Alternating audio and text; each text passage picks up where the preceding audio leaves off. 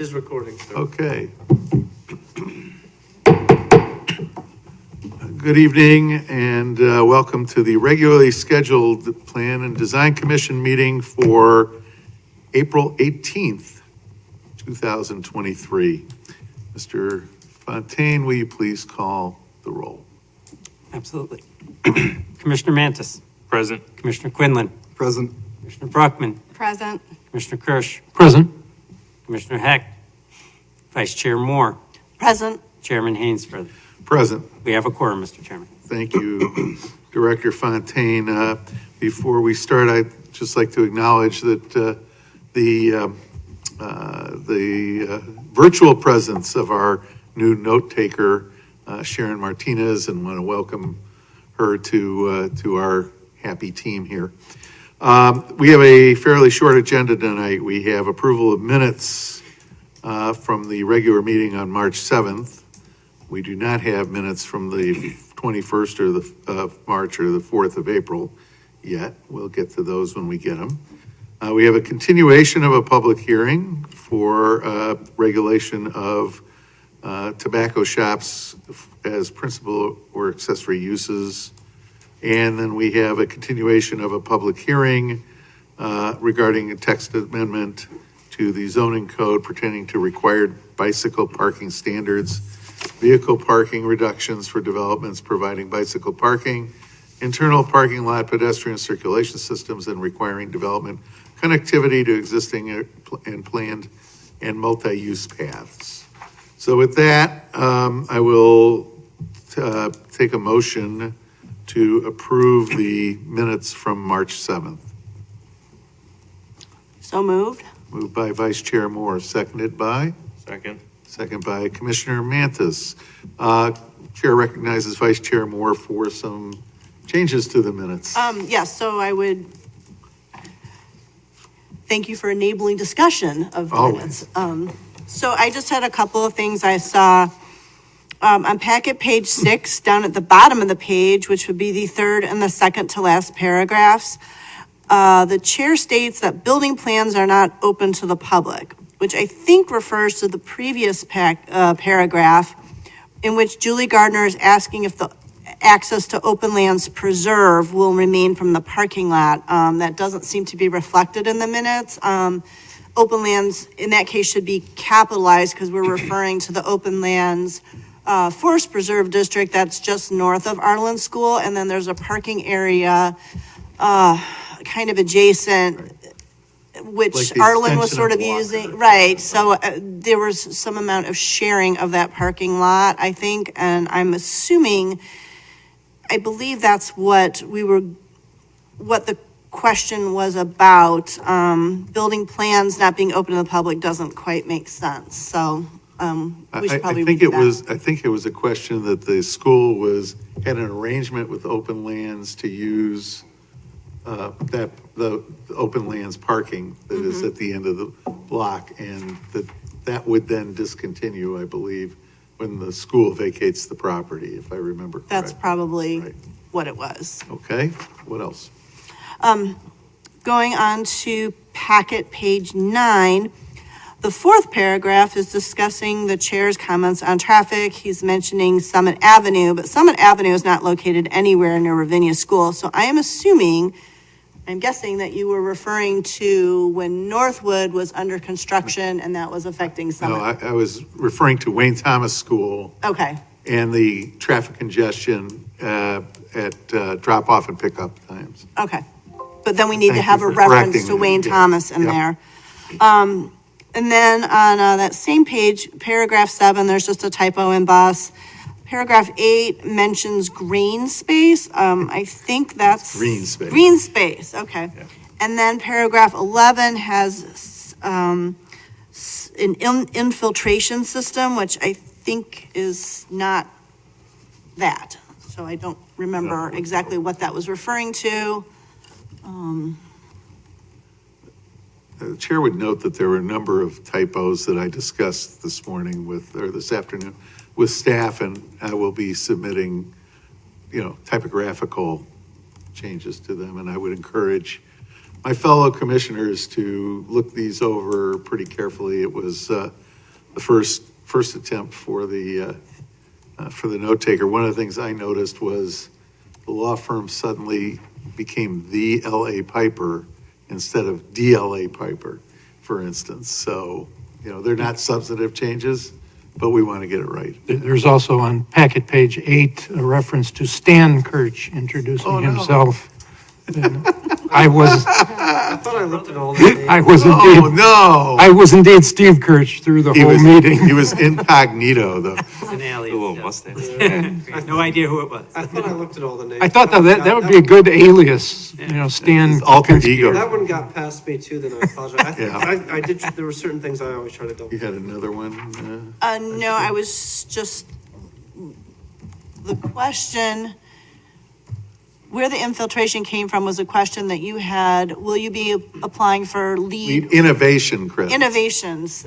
No, Credits. no, will you be applying for lead renovation credits? It's The- innovation credits. Okay. What it's supposed to be. And then applicant answered, yes, we will have an infiltration system, which I don't know. I don't know where that came from. What that's referring to. Filtration system? No, it may, I don't know, but I would suggest you go back and look at the video and see what it was about, because that makes no sense. And it is innovation credits, not renovation credits, because they don't specifically get credits for renovation. Anything That was else? all I had. Anybody else have any other comments about the minutes? So I'm assuming that we have a friendly amendment to adopt them as, yes. So I noticed just when Sorry, I didn't mean to ignore you, Jackson. everyone else is listed as their last names, but it's listed as my first name, so should Adriana Yeah, go ahead and please, do their full please, name? please make sure that they record your full names, yeah, So my full name is Jackson Roberts, Roberts. right. Oh, mine is Adriana Mendoza, Mendoza. Okay, great. And we're, certainly you deserve credit for being here. So, you, friendly amendment to amend the motion to as amended, minutes as amended. Yes, I would accept that. Okay. And I see a nodding of the head Who was the from, second? from Commissioner Mantis, who was the seconder. So I see that as yes, and then subject to additional corrections provided to the staff within the next week. All right, any other discussion? All in favor, signify by saying aye. Aye. Aye. Opposed? 6 ayes, no nays, motion carries.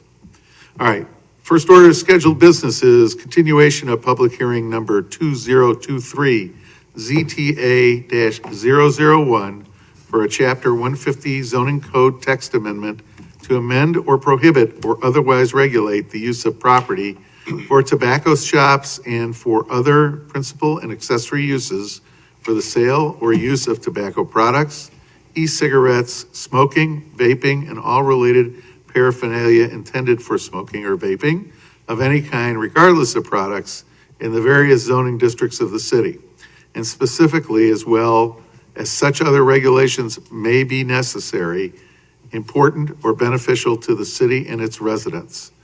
Staff has asked that this be continued to the May 2nd meeting, correct? Yes. Okay, do I have a motion to continue this? So moved. Moved by Vice Chair Moore, second by? Second. Second by Commissioner Bruckman. Is this a voice vote or a roll vote? Voice vote? All in favor signify by saying aye. Aye. Opposed? 6 ayes, no nays. This matter will be continued to May 2nd, and there will be no further notice. Notice is actual. All right, next order of scheduled business is a continuation of a public hearing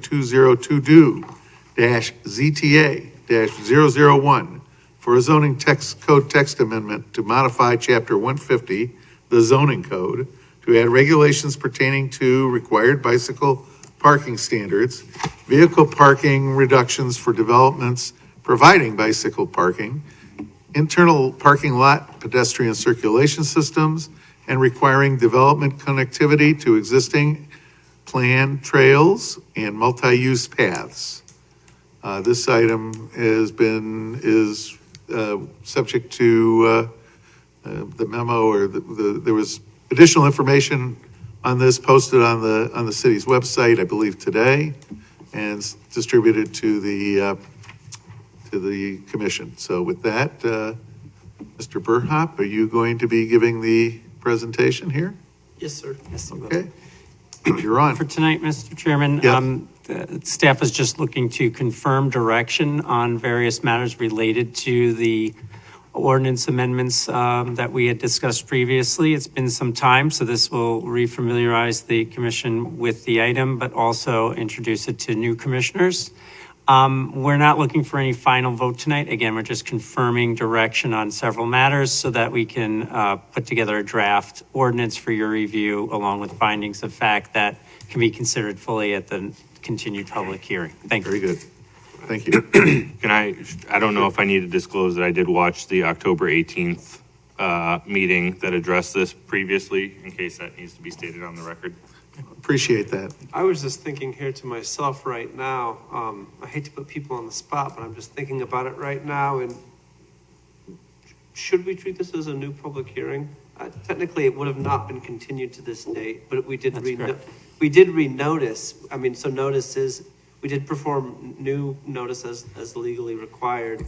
So I don't know. I guess my recommendation would be to treat this like a new public hearing. Yeah, I mean, technically, you could treat it like a new public hearing. We're not asking for final action on anything tonight, so if anyone wanted to view the Corporation Council. original public hearing, that's fine after this meeting, but prior to our next, that would be just fine. And Carl's right, we did advertise for a public hearing, did not continue the matter. We did continue the matter, but then said that we would re-advertise for the next time No, we took that's it up, true. which is what we Yeah, did. that's true. That is what we Yeah, did. the major Corporation. consideration is just public notice, so we can, if you want to be safe, we can open up a new hearing. It does not affect anything so long as we did issue those notices. Yeah, so that would mean that you'd read into the record the So I will read public the hearing. Exactly. statement. That's right, glad because you this had that is in. not Thank this technically is not a continuation, Okay, even though but it it's is something still you've the already same- talked about. Yeah, It's still the same case number. It is the same case number, yeah. it's a good point. Okay. Okay. Welcome to the regular meeting of the Highland Park Plan and Design Commission. My name is Walter Hainsfurther. The quorum of the Plan and Design Commission being present, the members of the Plan and Design Commission will now introduce themselves for the record from my right. Mike Quinlan. Marissa Bruckman. Karen Moore. Steve Kirch. Danny Mantis. Sorry. The Plan and Design Commission is charged with hearing applications for rezonings, plan developments, and subdivisions under the zoning ordinance and subdivision regulations of the city of Highland Park. In all matters, we recommend to the city council based upon the testimony presented to us in the hearing. We are required to decide cases within 45 days after receipt of the transcript. All testimony is under oath. Both applicants and others who wish to speak on a particular case should present specific evidence as to why a proposal meets or fails to meet the standards for relief requested. For clarity of our record, only one person at a time will speak, and all questions will be directed through the chair. We ask that you make every effort not to be repetitive in your testimony. Finally, we will make every effort to adhere to the schedule prepared for tonight's hearing. If additional time is needed on a matter, it will be continued until the next available agenda, and that's what will happen with this case. With that, I open the floor to the staff, for the staff, to the Plan and Design Commission to read into the record proof of publication and ownership. Mr. Chairman, proof of publication and ownership are available for viewing at the offices of Community Development, 1150 Half Day Road in Highland Park. Thank you, Director Fontaine. Mr. Burhop, you ready to go? Yes, thank you. Okay. So this is for a zoning text amendment. This is an amendment to the zoning code. Staff is looking for feedback from the Plan and Design Commission related to these text amendments involving, well, they're not all bicycle parking. Sometimes we just summarize them with just a phrase, but we call this kind of the bicycle parking. It's actually probably better called the Move HP related zoning text amendment. And then, yeah, as already stated, this was last considered by the commission last October. So just briefly, some background. So this is related to the Move HP plan. related to certain goals related to non-motorized transportation. Quoted there from the plan, develop and adopt policies, plans, and guidelines to ensure that cycling and walking are a safe and integral part of city life. Amend the Highland Park Municipal Code to promote and enhance biking and walking and align with best practices. So this is an amendment to amend the zoning code to try to implement certain goals and policies that were enumerated in the Move HP plan. This was a major project from last year and then into this year. The amendments are loosely organized around 4 points. Those 4 points are there. Again, designed to encourage walking and biking throughout the city by increasing the availability of bicycle parking, ensuring pedestrian and cyclist safety, and enhancing the existing trail network. So those 4 broad summarized amendments, these are of course not the specific in ordinance form, but these are the ideas behind it. 1, require bike parking as part of new commercial and multifamily developments. There currently is no literal requirement in the code to provide bicycle parking. Of course, for PUDs or certain discretionary applications, sometimes there are, the commission has the ability to ask or require that, or an applicant can provide it, but there's no requirement for certainly for any type of by right development. So anything that just needs design review, there's nothing that requires bicycle parking. So number 2, simplify the requirements to receive parking reductions for bicycle parking. So that's kind of incentive based. So, the first part is, hey, we're just going to require it. The second point there is incentives to provide bicycle parking, and not just provide bicycle parking, but provide good bicycle parking. This presentation doesn't enumerate all of the specifics, and I do apologize. Of course, the commission only received this report earlier today, but in the report it does talk about requirements for bicycle parking, whether it be sheltered or not, etc. Number 3 is related more towards pedestrian movement. It talks about requiring internal parking lot pedestrian paths. That just talks about pedestrian safety and comfort and convenience in terms of circulating or navigating a parking lot. Then number 4 talks about providing connectivity with adjacent or existing or planned trails. So whenever there's a new development, having to basically tie in not just to sidewalks, but also to trails, and not just existing, but if they're planned. So those are loosely the 4 amendments are focused around that. Just a few slides here that just dive into each on some specifics, and this presentation will be over. It's relatively brief. So yes, require bike parking as part of new commercial and multifamily developments. The PDC recommended staff look at varying requirements amongst different uses and districts. The suggested parking rates are based on vehicular parking requirements per use and reflects this concern. So these were included in the report. Staff proposes excluding new developments located within the B5 Central Business District from bike requirements except for PUDs. And the rationale on that is that there are already bike racks located throughout the downtown area, and there are certain new businesses would be located on small lots. And I'm just reflecting on my notes. This was, this report, in honesty to you, was a product of multiple staff. Sometimes I write everything and therefore have it memorized. This one was a product of multiple staff. So I just want to reflect on the memo here if I have anything else to say about this slide. Well, we can come back to it if we discuss it further. Okay, required bike parking for multifamily developments. So the general idea is simplify the requirements to receive parking reductions for bicycle parking. So per PDC feedback, going back to October, staff recommends multifamily developments be excluded from any parking reductions. Parking reductions should only be granted to non-residential uses. So then to talk about that, the second bullet point there, I think I have to go back to my October notes, which I tried to reflect on, but it seems like October was already a while ago. There may have been talk about trying to differentiate. Yes, there you go. Half a year. Yeah. Seems like a lot has happened since then. But it seems like there's discussion either amongst staff or the commission or both about whether or not you could try to differentiate between whether you make it based on employees or visitors. And staff had kind of reviewed that. Think that would kind of be difficult to actually implement, and instead just would, again, just recommend that reductions only be given just for commercial development, but not necessarily at that granular level, just as on a general level, but not to give that for multifamily. And I think that was based on feedback back in October. Actually, I should reflect on the report real quick. Yes, that was, Carl.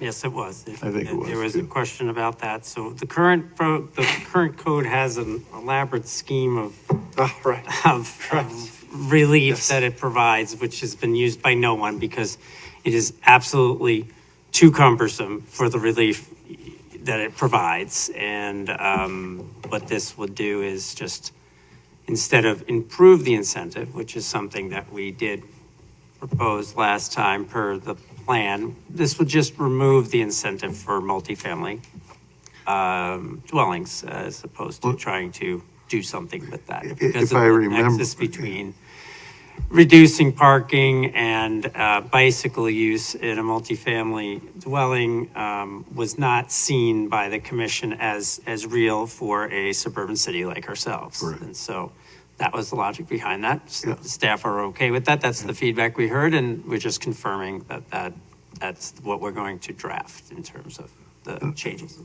I mean, is that what everybody, maybe we should do this a little more point by point. Oh, we could- Discuss, we can, while you've got it up there, we can talk about each, we can kind of, don't sit down.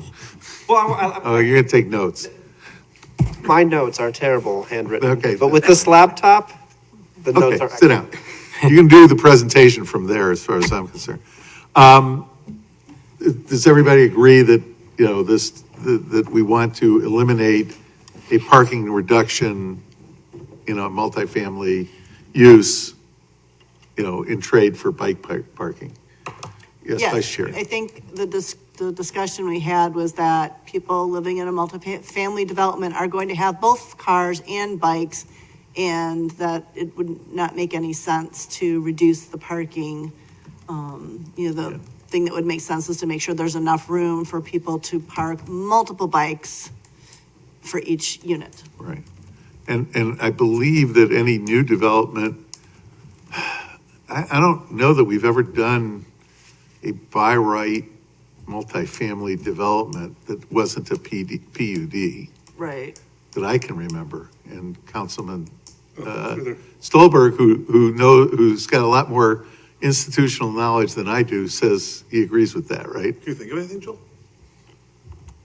For multifamily, no, but that doesn't mean it's not possible, No, I but know we're not it's- saying it would be required, Right. and there would be no, Well, we were well, saying it's be yeah. required, but there would be no option Reduction. for reductions. Right. So the idea here is, just so I'm clear, yes, we want to require bicycle parking. Correct. No, we do not want, just want to require it. We do not want to give them,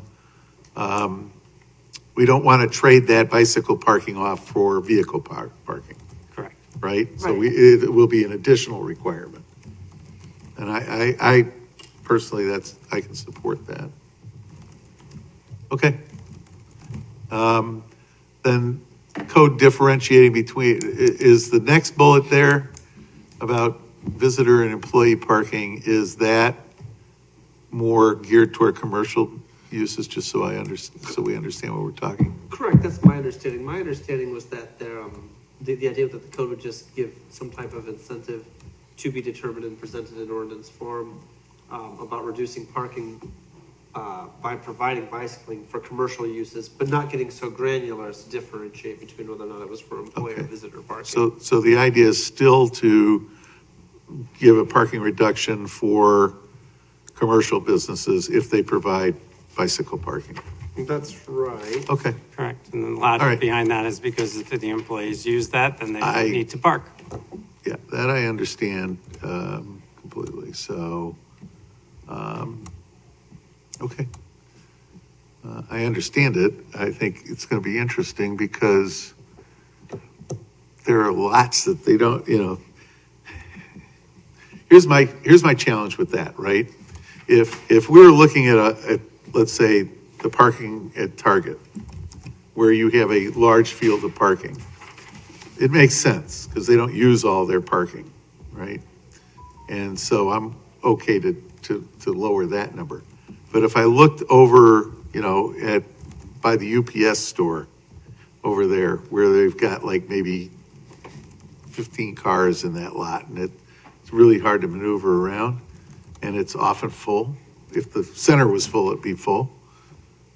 Do we want to do we want to look at it a case-by-case basis? Do we want, how do we want to But don't we differentiate? consider that to be in like the downtown business district, and therefore its bike parking is covered by the city parking? Well, yeah, City bike that's the parking. question. So, is that the whatever, the downtown, what is it? B5. Is that zone B5, Joel?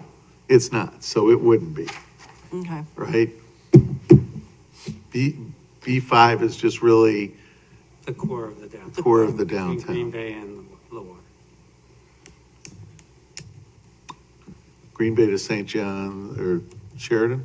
Well, sorry, you're right, not to the water. It's actually Green Bay to the Trinity lot and the Ori lot. Okay, what about north-south? North-south, it goes up to Elm and then down. So that would be that one would be, but across the street. No, it would just be outside of it, I think. No? No, it's on the south, It's it's on the south south side. If it was on the north side, it would be outside, Oh, I'm sorry. Okay. right? You're talking about the current location. Okay. Yeah, I know they're It's moving. moving. And I know they're moving. Thinking of- They haven't told me where they're moving yet, but Okay, they're moving. sorry. Yes. Yes, you're Yeah. correct. That is Right. in the downtown. So if they were, let's say if they were, I'm just using that center as an example, right? That's all. No, the UPS store. I'm sorry, I was thinking of a new location. Yeah, I know they're moving, Okay, yeah, so- we're aware of that.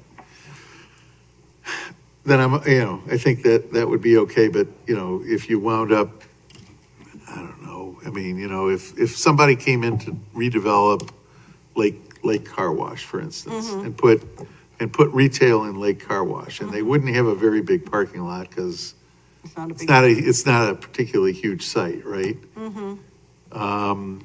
And they wanted to put, restaurants in there or something that generated traffic, would we be okay with it? I'm asking it, I'm not, Well, I guess- offering an opinion, I'm just asking that question.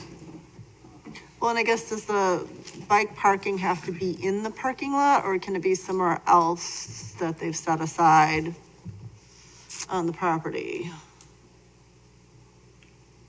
I thought it was not prescriptive, So what Where if it was would- bike parking in the middle of the winter outside? huh? Yeah. But at the same time, you know as well as I do how much of a premium indoor garage space is. too. Yes. So, Well, and that would be if it was multifamily residential, so I think that's a totally different animal, right? And I know that there are some employees who will ride their bikes in the dead of winter because they don't have any other transportation, or because they really are avid cyclists, right? I mean, I have a couple people, we're moving our offices, we're talking about moving our offices on campus, and we've had this big discussion as to whether or not how big a bike parking room we would have, and whether we're gonna have showers, for people. So, it's there. I mean, personally, I think if you're getting a break, you gotta do something more than just put a bike rack out there, Right, Right. to get a break, okay. right? I mean, and I don't know how to codify that. But I think your point is, if you're taking away a parking space to get bike parking, how do you treat that? And Right, whereas is it, Director, you wanted to say something, Yeah. or you were biting your tongue, I There's only thought. so much land, right? So the Right. reason why I think there's some exchange that might be had is because where are they gonna put it? Right. And there's something to be said for that, particularly, in the commercial districts that, there's not a ton of land. And so that was thought to be a reasonable trade-off. It's not a lot of parking exchange. I don't think it's a lot at all, We'll come up with, a specific, method to do it, but, if you use a parking space, we're thinking like a parking space or two, depending on the size Right. of the establishment. The smaller ones would be smaller. We would have it be, proportional to the parking that's required for the use. You see what I'm saying? right, that's what this chart is all about. Right, Well, actually, that's a chart that isn't. We were looking at instead of using a table just like that, that's just wrote, which we could, handicap parking or ADA accessible parking spaces uses a table. So that would be, in keeping with that. One could use a table, but we were also, had considered looking at the already existing parking requirements that are provided in the code, which do vary by use, and saying that some portion of whatever that is shall be bike parking, and it would vary. So a percentage. It would, right, percentage. Well, that's basically what Yeah. handicap Instead of parking just- space is based on. Well, handicap parking spaces is just a table, and it's independent it's of a whatever our table. local requirements are. And so one could do it that way if we think that's appropriate, but we were thinking that we would just have it be some proportion of whatever the requirement is. Right, because I guess, 5% of the, right, because what if you've got a very small lot, say 10 spaces, and we're saying if you're 10 spaces, parking spaces, then we require 2 bike parking spaces. Are you really going to take an entire parking space out of commission to get to to, create 2 bike parking spaces, which really don't take up the full amount of one parking lot space? So,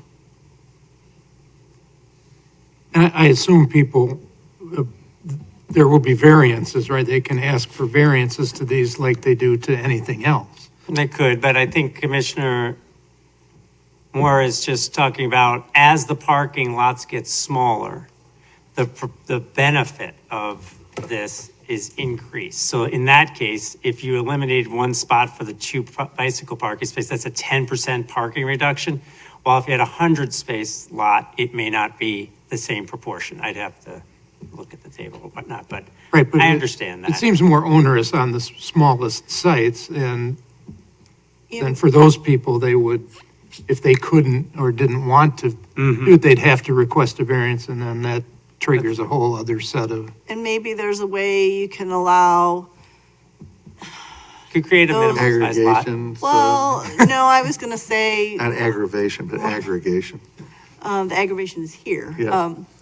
No, I was thinking, is there a way, if have a very small parking lot like this, so you only are requiring 2 bicycle parking spaces, there's a way you can squeeze those spaces into one of the, the 5 feet landscaping buffer somehow, or squeeze them into the front yard setback or a side yard setback, I don't know, but it seems to me that there must be a way to include a bicycle parking space without having to take away from the parking spaces. Well, and what you just raised brings up another question too. Yes, I'll go to you If I may first. just interject. Sure. We're not saying that it has to, though. No, I know. No, what we're saying is You that just got- should you need to provide the bicycle parking, you can get a reduction of 1 space in that case. So to your point, if the landowner or the business feels that, you know what, I'd rather the parking space, so I'm gonna locate these bike racks in a different location and not use that space for them, that could be. And we would review that as part of, a building permit or any site plan that they might provide as part of that and say, okay, that's an acceptable location. So you're choosing not to employ the reduction of 1 space in that case for bike parking. They're providing it elsewhere, okay, if that works. So one of the questions that Vice Chair Moore's comment raised in my mind is, if they wanted to put it in the front yard, or, can we, as part of this ordinance, say, that this would not be if it's just a bike rack, it wouldn't be wouldn't need a exempt variant, it's from the exempt yard. from the setback requirement. Yeah, sure. Right? Which would probably handle what you're Right. You're I think that thinking, does. right? Yeah. And then the business can decide, well, Right. I want to have 1 fewer parking spaces, I'm put the bike rack there or somewhere else. I don't know too many businesses that are looking for less parking, right? Right, and I guess, I know that's how it's, but mentally, yeah, Yeah. that's, The other question, is there a way to co-locate, if you had several businesses, could they get, let's say you had an area, let's go back to like car wash, and somebody decides, I'm gonna make it basically 3 business condos, let's say, right? So there's three, they subdivide the property into three lots, each with their own store on it, or office, or whatever. Could those folks co-locate the required bike parking? I mean, they would probably be on one lot, not separate lots. Well, It's just generally the way our I'm development. thinking, well, it could be a place where they create an outlot, right? That that the developer doesn't own in the end of the day, that whoever is residing in that outlot or a separate, investor owns that outlot, right? I mean, there's not a lot of big properties, but I could see that maybe happening, over at Toys R Us at some point, where somebody decides I'm gonna create, half a dozen outlots because I get more money, by doing that, and I can spin them off. Yeah, part of it is we're trying to outguess what's out there in the market, I guess.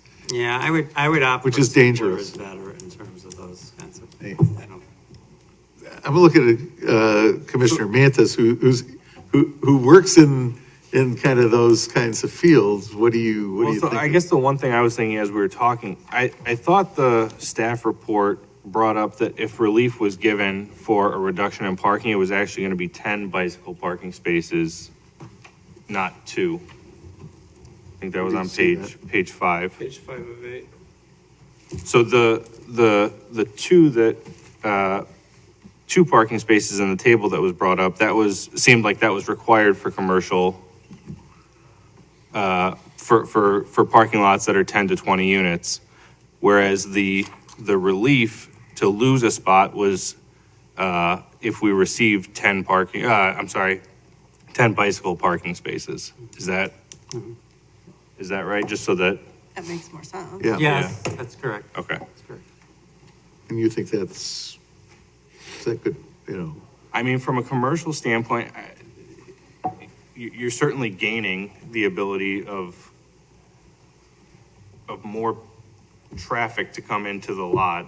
I don't see that's a problem, certainly kind of to the point of proportions. You're not gaining 2 bike parking spaces for 1 car parking space. okay.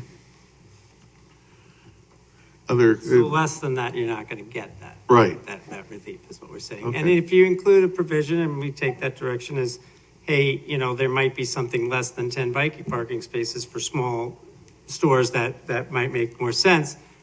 If we give the flexibility, if they could be located in some setbacks and things like that, then they don't have to do any of it, right? It may not be attractive to them to offer 10 bike parking spaces for the 1 space, like you're saying.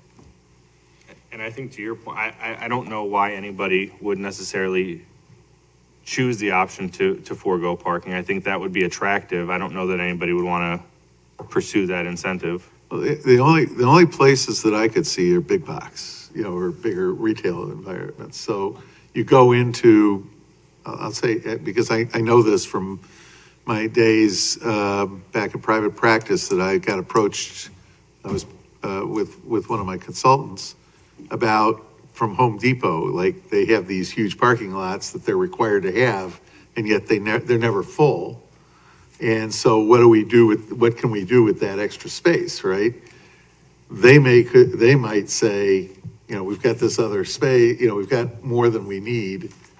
Let's provide that, let's provide a really nice bike shelter or something as a way of attracting some more people. My question in It's that gonna be case- few and far between. Yeah, my question in that case, though, is if you've got a store that's that large, Yeah.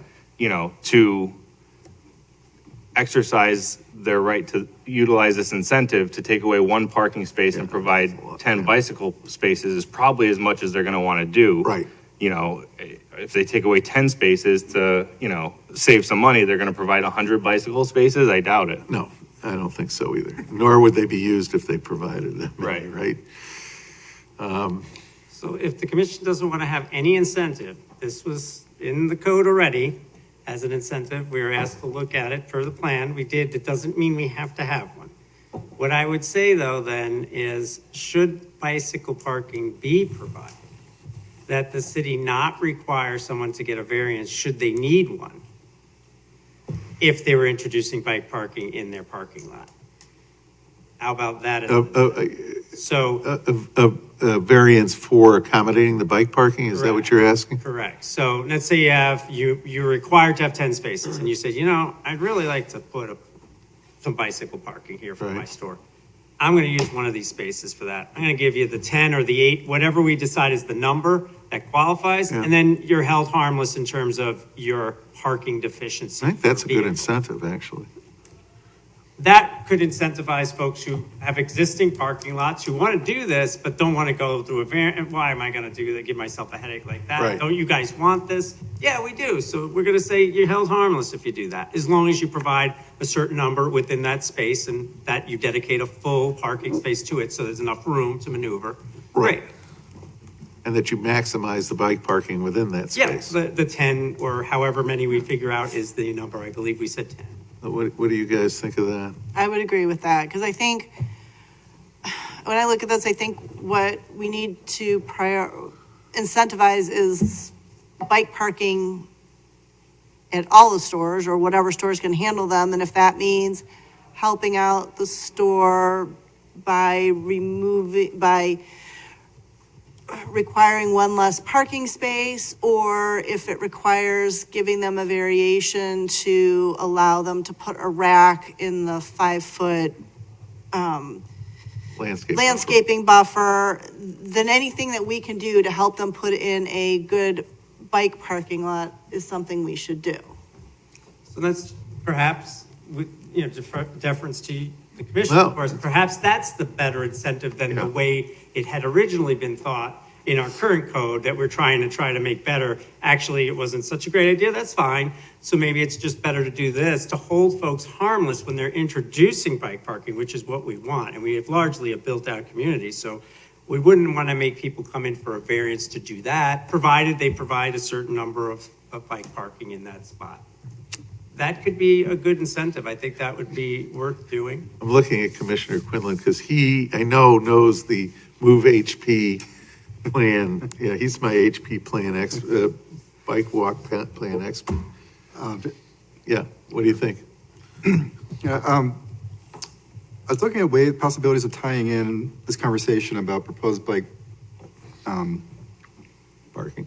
racks with existing. So a summon through Move HP, and so page 18 as a thumbnail of existing bike racks identified as public-private in the Park District bike racks, but it's red dots on a zoomed out downtown, so it's hard to tell exactly what's what. So a couple things came to mind was, if we're talking about a business where there's an existing bike rack within X amount of feet, does that work? And second, if we have some kind of mapping of existing bike racks, do we have mapping of maybe proposed bike racks that would continue along the Move HP way, so that if there was, if it didn't make sense to build a bike rack in front of a business currently, maybe it makes sense to add something along a major north-south route or east-west connection as a public benefit. Keep in mind, we've kind of excluded central business, Okay. central business district, number one, but Where we've invested in bike racks, we're excluding from Very good. this, Okay. at the very least. But I understand your point. Well, just say we get some somewhere else, and maybe there's some caveat in the code that says, should there be sufficient bike parking within a certain distance? Sure, then we might not require that new development to do it, but that's only for new developments, right? If the incentive that we just kind of recrafted is about people wanting to introduce, if they want to introduce more bike parking, even if there's more bike parking on the street, if they feel that that's what they want to do, I personally wouldn't have a problem with that. No. That's up to the business owner and the landowner if they want to do that. And, let me ask you this, we're working on streetscape down, Central Business District. I think there's been some streetscape discussions if they haven't implemented it fully in the Ravinia Business We're District. managing that project with Public Works now. Right. Yep. So have we included, bike parking in those areas? And if that's the case, how far roughly are they apart from each other? That would provide guidance perhaps as to how close we're willing to accept, something that we'll have to consider when we're thinking about the code aspect of this and drafting, Mr. Chairman. So I don't know the answer to that question. What I could tell you is we just replaced all those that were currently there with new equipment. So that we did do an inventory of the locations and made some suggestions back in 1819, and now we're implementing a revised version of that. And so that's what we did out there. So from the purpose of requiring it though, in the B5 district, no, we would not, because we feel that there's sufficient public investment in biking infrastructure. Doesn't mean someone couldn't do it. It just means that we wouldn't necessarily require it. And if they did it, we would want it to meet the city standards. Right. And I think that needs to, you know. In the code, right? Yeah, and in fact, I think in general, any bike parking that we put should meet the city standards, so we have consistency, you know, I mean, because there's all kinds of bike racks. We have, I don't know, half a dozen different types on our campus, and it drives me crazy because there should be like one standard, right? Well, we've tried to set that standard at least for downtown, and we will be sharing that with property owners in and around downtown, just so if the mood strikes them, right, they can But do that. even with people who want to add bike parking even out of downtown, Would be good to you know, if we've done the research and said, this is a good system, a good design, and it's going to hold up, we should have them duplicate that, not put in whatever is their whimsy, I think. Yeah, like, remember when I ran a chamber, we didn't have enough garbage cans for the year, so we had like a garbage can plan, right? So like, you know, it's wondering, is there like a bike rack plan outside of downtown? Or are we just generally satisfied with the number of bike racks along the major thoroughfares? I don't know that we know We that. haven't gone beyond downtown in any meaningful way, no. Right Okay. now, we're focused on that. That's part of the capital plan right now. Okay. Right. Anything else? But I do understand, we do have a standard that we would like to, see replicated, certainly around downtown for the sake of consistency, but to the extent it's applicable elsewhere, which I don't see why not, we could know why dictate it that wouldn't. in the code for new Right. bike racks, that they should be of a certain standard. That would, then require them to get a permit and things like that. Okay. Are you guys getting what you need here, or do you Yeah. get more Oh, this was we got very more good. for us to go through, Carl? There's just 2 or 3 more slides. Sure. Okay, Sorry, so just the conclusion of that, do we take direction as being, we're turning this incentive to be a hold harmless, if you will, incentive, as opposed to an incentive that it was originally crafted for? Meaning, if somebody chooses to introduce bike parking, they can use a parking space, even if it would require otherwise a variance, they would be held harmless, no variance needed, provided they do so to certain standards that we'll set with regard to bike parking. And then there- business owners could choose, and they can decide what to Is do. there anybody who's not comfortable with that? Okay, that's. You got great. your Thank answer. you. That's very helpful. I Good. appreciate that. I appreciate the discussion. Yeah, I no, think- it was a very- I think we got to a better place. We did. right? We absolutely did, as you often do. That's why we have Yep, that's 7 why we heads. have- That's why you have all these heads, and, Exactly. Yep. Yep. It's a collaborative effort. Okay, what else have we got, sir? Okay, this has to do with the internal circulation and parking lots.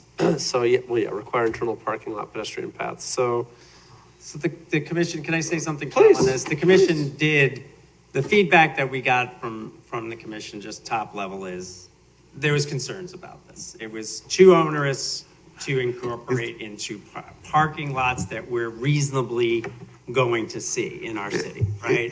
These aren't. It's gonna make them greenfield bigger. development. It's gonna make them physically bigger if we Yes, do this. or you'll have a lot fewer parking spaces. Right. Either one. Carl and I were talking earlier, we struggle with even our landscaped islands, let alone introducing this. So it's a little bit of a reality check there, right? So Carl and I were thinking about, I think there was a lot of wisdom in what was said by the commission, and we hope it kind of holds true, but we certainly could consider this for large parking lots as part of PUDs, like think Target, those types of lots. We'll come up with a metric of what large means for you to take a look at next time when we have this before you, but that's what we were thinking. And so unless there's some objection to that, I think that makes sense in a more urban suburban environment that we're in that's already built out.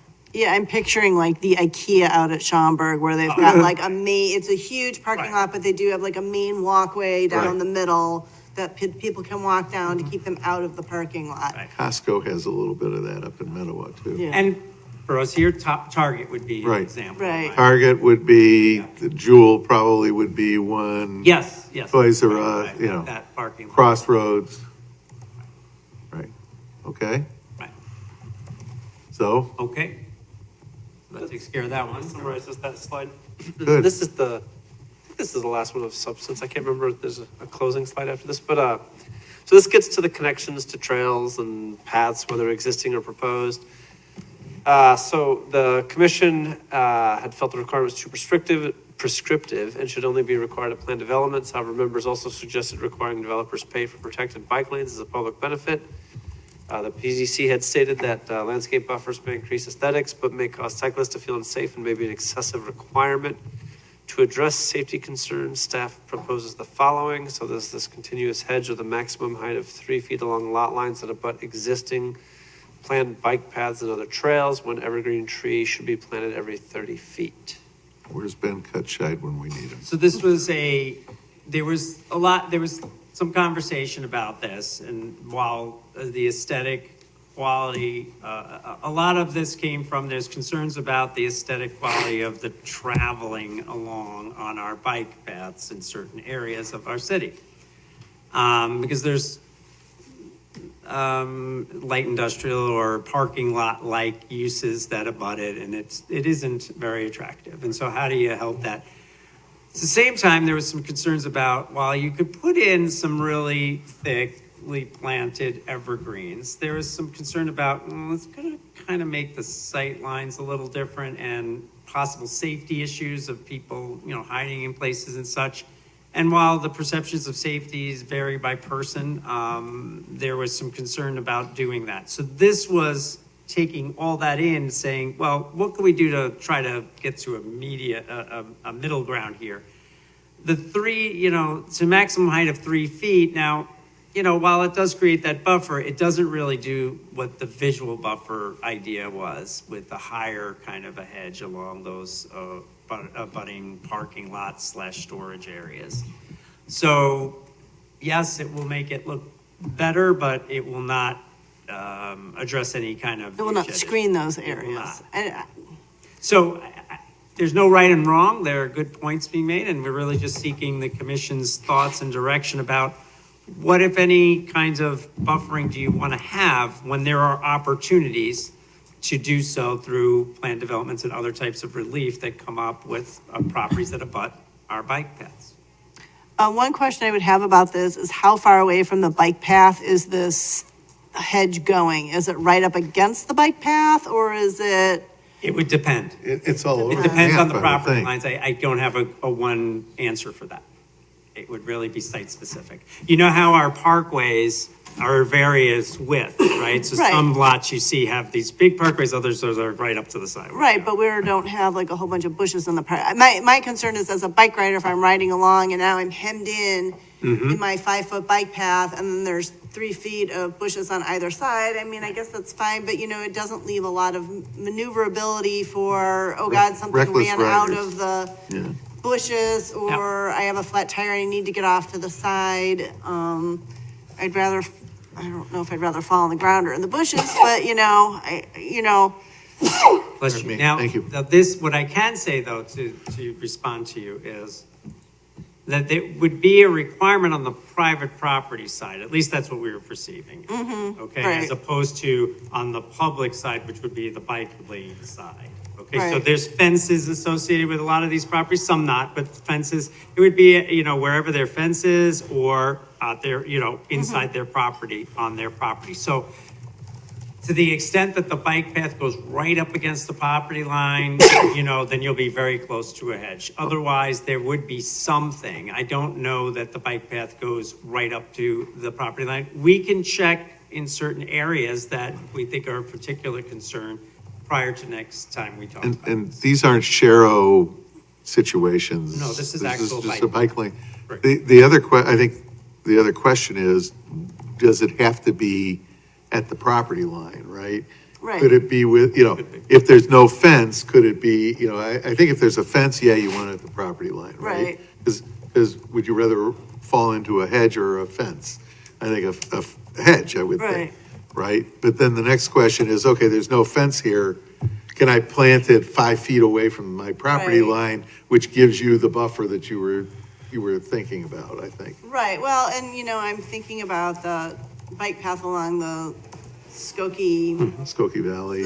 Valley one, and Through you've the got, ComEd right away, basically. right, yeah. so there's a whole variety of Stuff. landscaping along there and stuff, so I'm thinking north of Park Avenue, where the Benoni and McConey was. It's still there. That's actually right, okay, so that's actually very narrow, that is fenced almost up to the bike path on the east side of the bike path, and then it probably comes up pretty close, there's some amount of greenery or house fences on there, so you are, in that little section, you are kind of in a corridor, with walls, if you will, on either side. Whereas once you get north of like the Ace Hardware and stuff, there's actually a lot of swampy areas between the path and the businesses behind it. And I'm not even sure you could put in a bunch of bushes there. I mean, it just doesn't, I don't know that we even need those. I don't know. Well, I think the question is, how many of those things are PUDs as well? And, if it's a PUD, or if they were potential redevelopment, let's start with that. Right. Would they be PUDs? And I would think the answer for the most part would be yes. Or special uses, the car dealerships are all, they're all PUDs, right? I don't think they're by Number of rights. them, yes. For most of them. Yeah, most of them. So, Not all, but most. as that redevelops, which we hope it will redevelop at some point, and the uses become more, we get different uses in there, are they gonna be before us, and could we put landscaping as part of the condition as opposed to making it a requirement by right? So we're trying to, I guess the question I have too, I guess the person we're trying to protect is the biker, so they don't have to see anything ugly. Is this what we're saying? Well, we're trying to Improve improve their experience, Improve their experience. Okay. right? Yep. This is, it come from some members of the public over Yeah. time. Mike Laxner has mentioned it multiple Yeah. times. Several other people have used the bike path, and it's part of our just planning work with Move HB. I don't know, if you're on the 3 feet, I mean, if you're on the bike, you're already, my head's like 5 feet above the Right. ground when I'm on my bike. Right. But we don't want it real high. I mean, I understand why you don't Right, want you it don't high, want it real because high. people can hide in there, or you can, Animal, yeah, you like to be able to see when you're on the bike. And I would rather be able to see around me what's happening, even if I'm looking at something that's maybe not the most beautiful thing in the world, I would rather be able to see that than to not see. I'm, Yeah, no, I agree. And that's I diff- agree, especially if I'm like riding by myself. Yeah. I feel safety to me is more like my main. I'm just kind of wondering if this isn't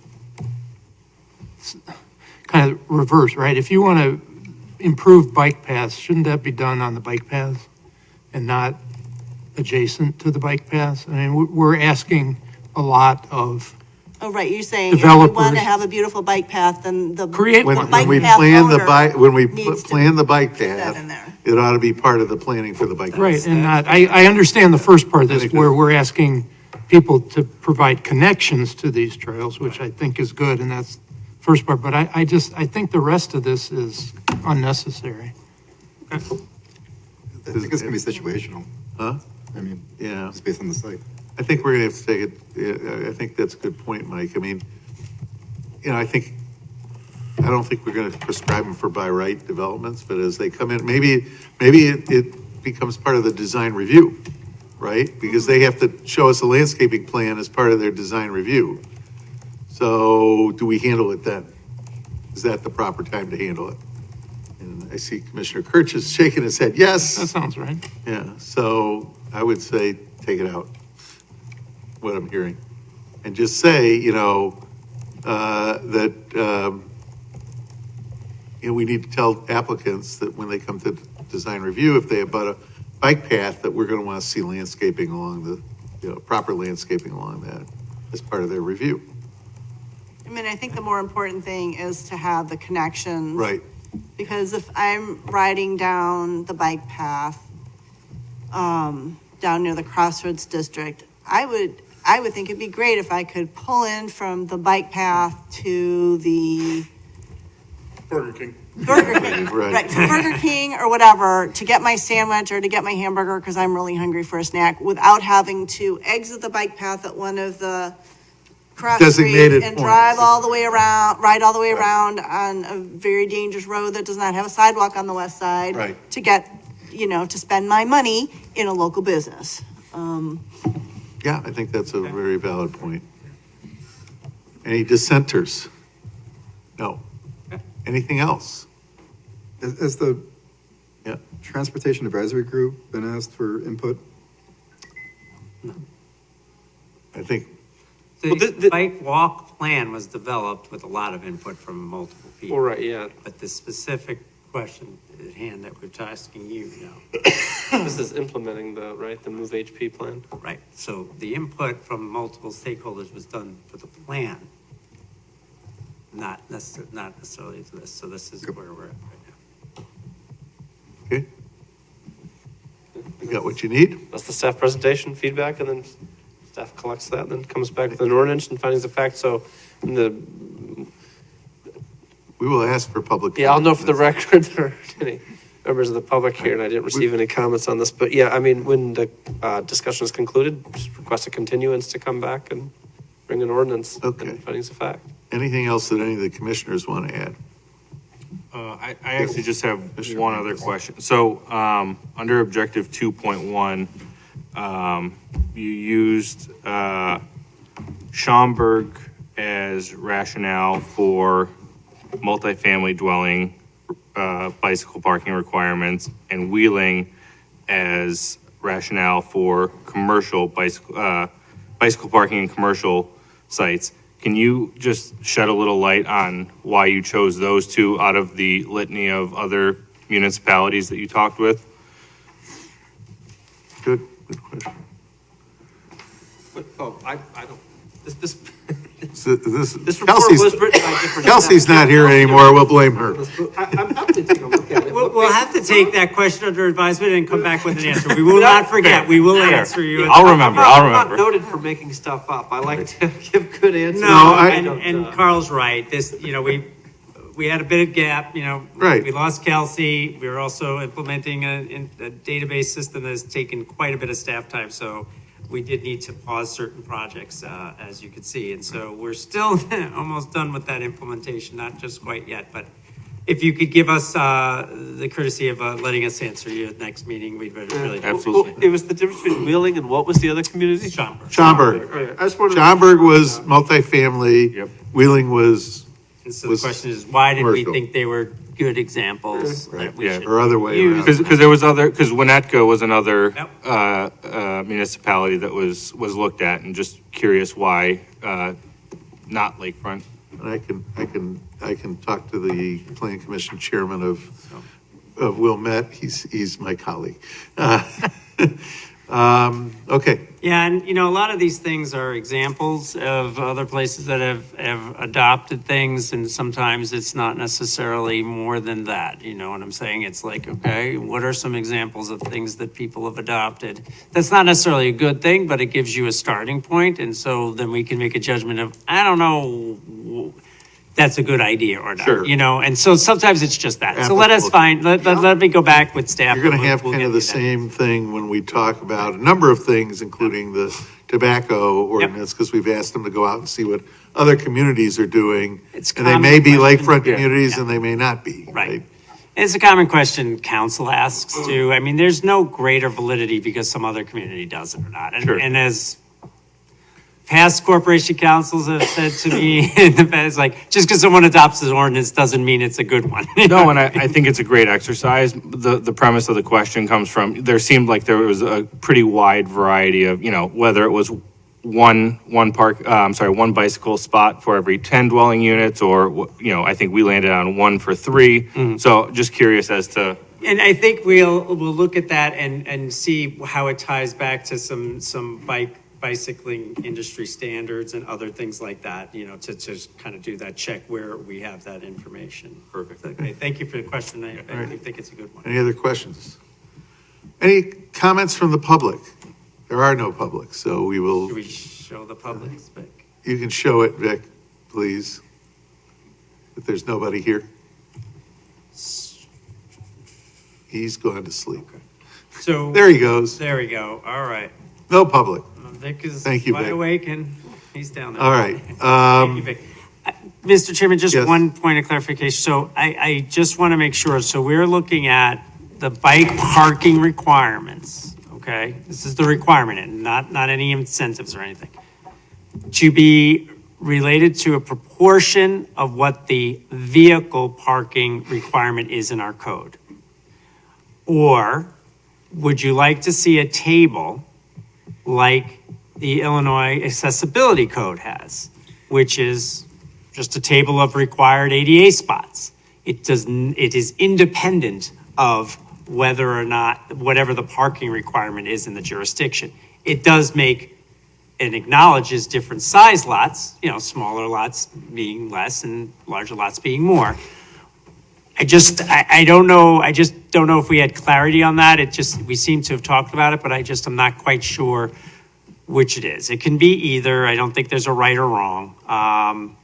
There seemed to be some notion that it might make sense to have it vary with our parking requirements, okay, as opposed to just as this is what the bike parking shall be, which is the way the ADA code is written, so.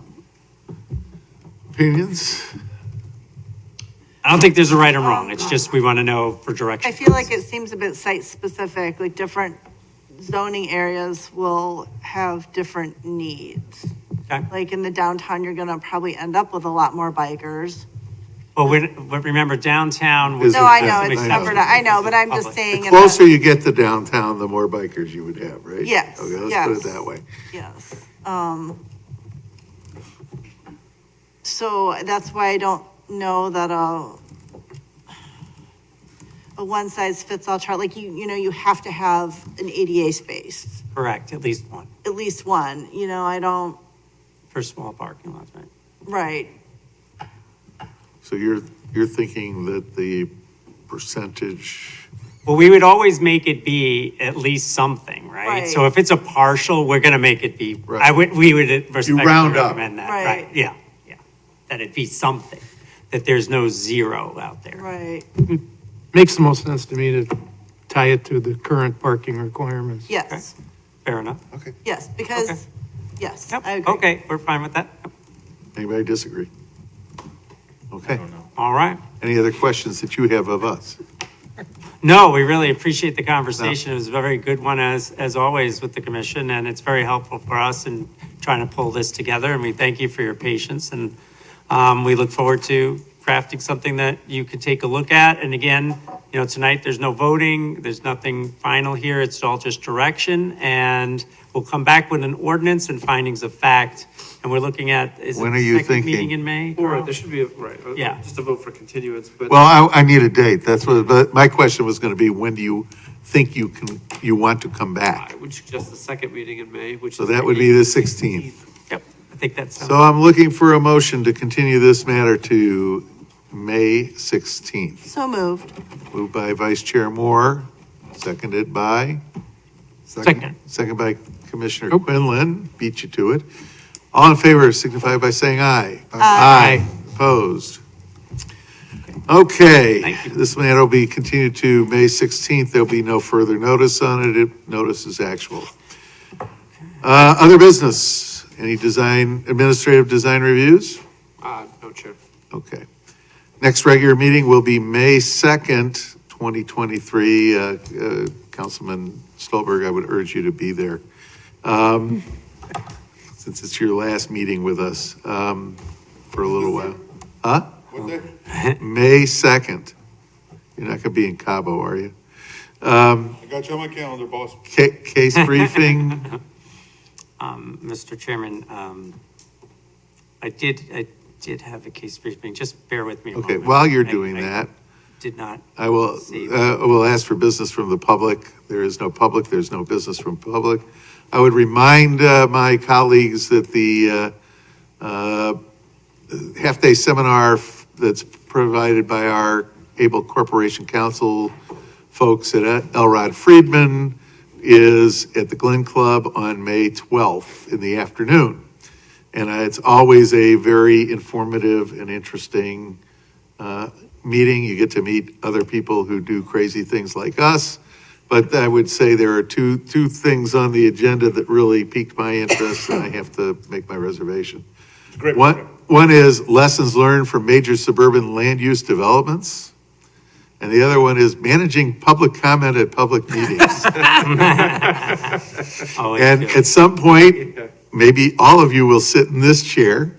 And as you've seen, some of you, public comment can be interesting to control, right? In terms of keeping people on schedule and not repetitive and on the target that we're trying to hit.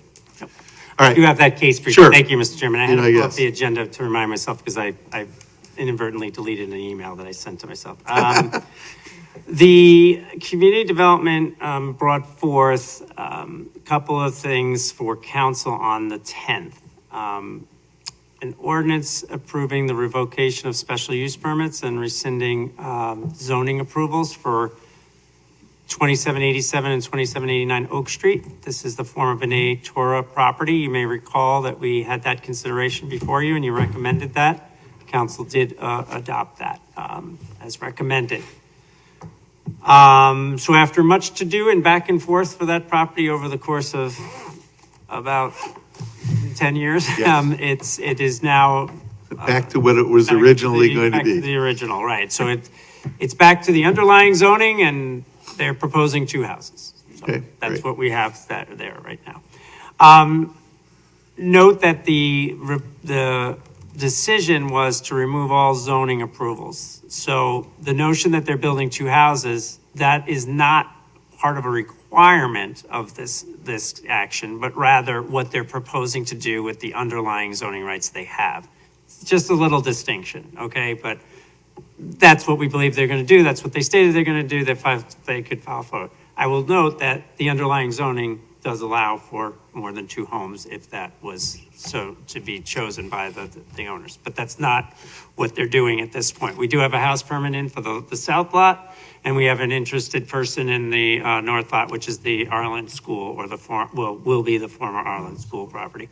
Arlen School has issued a letter. I don't know if any of you have received it or anybody else, but they are officially closing permanently. They're not going to be relocating. So Judy Goldstein and her team are closing, and it's after 40 years, and we wish her the best. That's too bad.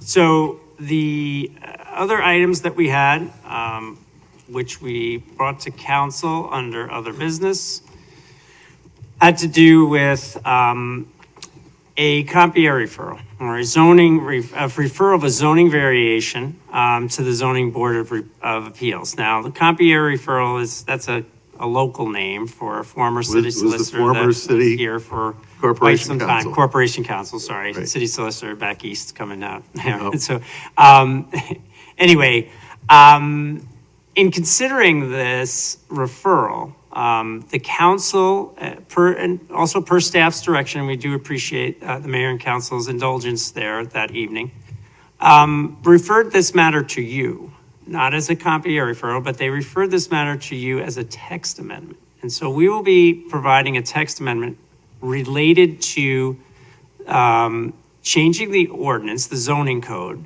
such that the prohibition of sleeping quarters in a cellar is removed. This is what the applicant was seeking a variance from.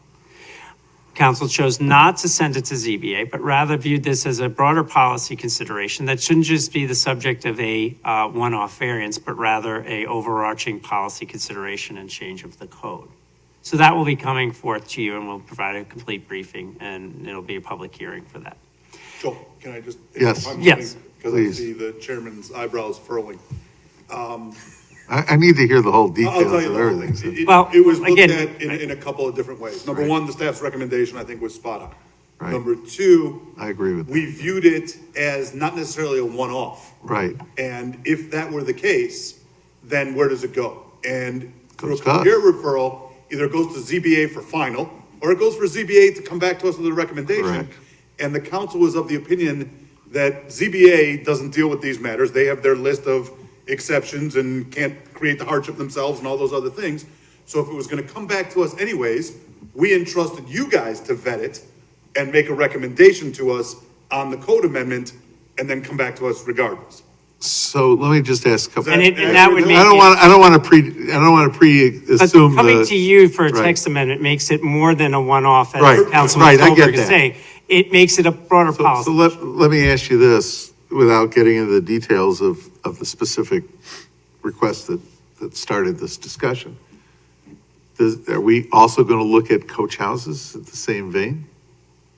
No, this is just, No, I this don't is a think very, this is a very specific This was, thing. in Corporation Council did a great job of explaining the difference between a cellar and a basement. Right, we had that in our Oh, memo. Okay, and, because I even needed a little. Is this a cellar or is it a basement? It's a cellar. It's for the the most cellar, part. but we use the words, even though the definition may be Right. different as defined by Yeah, I Corporation know. Council, interchangeable, Interchangeable. and they're really not if you look at. The how it's defined. definition. So that's part of the reason that we wanted it to come back. Okay, for better. great. So we'll provide a Go ahead. complete presentation as part of the Right, hearing, I know and you we will. don't need to deliberate And any when's further. that in This is front just of a us? report. Is that next meeting? So that we will, depends on when our ad went in, and Carl. It'll be May 2nd. May 2nd? It is May Okay, 2nd. so Yep. we've got, on May 2nd, we've got that. Tobacco We've- shop and smoke. Tobacco shop. This is the smaller sleeping quarters one. Just those two items? I believe those will be the only two items. I always kind of have to double check the design review Okay. stuff because they're under different procedural requirements, but those will be the only two public hearings I can think of. Thank you. So we'll take that up at that time. Again, this is just, a report is not to really discuss in detail, it's rather just to tell you No problem. what was Thank you. referred or That's done.